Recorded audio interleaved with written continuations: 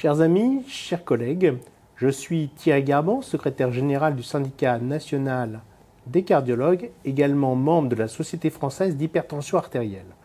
J'ai le grand plaisir d'accueillir ce soir mon ami Roland Asmar, qui est un spécialiste de l'hypertension artérielle, particulièrement de la mesure de la pression artérielle, dont nous allons discuter ce soir.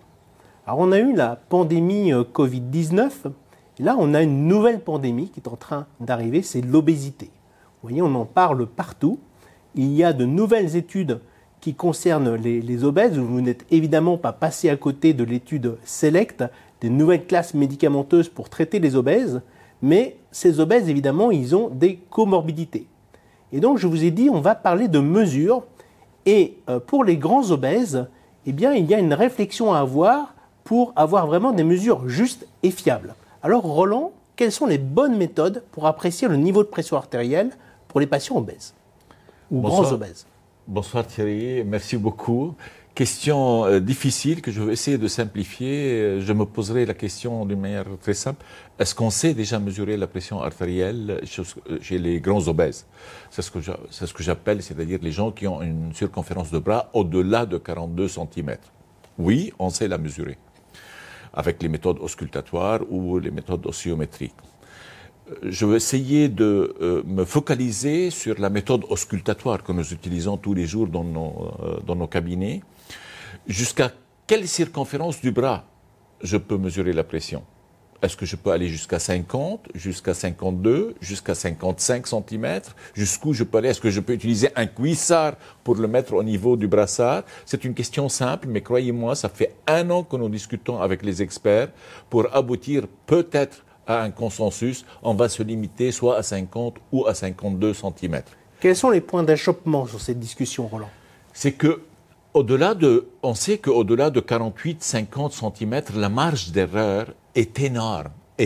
Et donc, est-ce que la méthode auscultatoire ou la méthode oscillométrique peuvent être appliquées à cette circonférence de bras? Moi, personnellement, d'après mon expérience, je pense que non. Je pense que nous ne savons pas mesurer la pression artérielle chez des gens qui ont une circonférence de bras au-delà de 52 cm. Dans certaines littératures américaines, notamment l'American Heart Association, etc., ils sont partis dans certaines de leurs recommandations jusqu'à 55, en proposant des facteurs de correction, etc.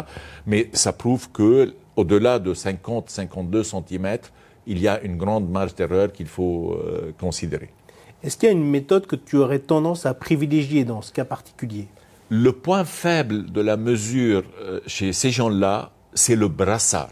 C'est le brassard. Et on a travaillé beaucoup avec les Italiens, notamment Paolo Palatini, qui a beaucoup publié là-dessus, pour voir quel type de brassard il faut utiliser. Et il a démontré d'une manière très claire que quand les circonférences de bras dépassent 35 cm, il vaut mieux utiliser un brassard de forme conique et non pas rectangulaire. Pourquoi? Parce qu'il va venir se plaquer sur le bras, et on ne va pas avoir quelque chose de flou en bas et de serré en haut avec une pression. Il faut absolument que la pression exercée par le bras soit par le brassard soit homogène au niveau du bras. C'est le point faible. Alors Roland, je vais être un peu disruptif. Je comprends bien le problème avec le brassard, mais alors, quid de la méthode optique? Il n'y a pas actuellement les alternatives qui sont proposées dans les recommandations. C'est que quand vous n'arrivez pas à mesurer la pression chez les grands obèses au niveau du bras, eh ben, utilisez l'avant-bras. Et là, il n'y a pas de consensus. Il y a des études qui montrent que ça peut être utilisé, d'autres qui montrent que ce n'est pas absolument pas fiable. Ça peut être un peu pour la systolique, mais pas pour la diastolique. Il y a eu d'autres propositions. Est-ce qu'on peut utiliser les appareils au poignet? Là, c'est un élément important et j'attire votre attention. C'est très important. Si vous voulez utiliser un appareil au niveau du poignet, parfois, la majorité des cas, ces appareils ne sont pas adaptés parce qu'on peut les utiliser pour une circonférence de poignet qui peut aller jusqu'à 23 cm, ce qui n'est pas beaucoup. Hein. Mon poignet fait 20-21, donc 23, on l'atteint assez vite. Et au-delà de 23, ce n'est pas fiable. Et donc, ce n'est pas si facile d'utiliser la mesure au niveau du poignet. Bien, Roland, on est en 2024. On voit que cette question de mesure de la pression artérielle n'est toujours pas complètement tranchée. Je pense que c'est un débat passionnant et que nous aurons encore de nombreuses occasions de discuter de ce sujet ensemble. Certainement, certainement. Surtout avec l'arrivée des Son Brassard. Avec grand plaisir.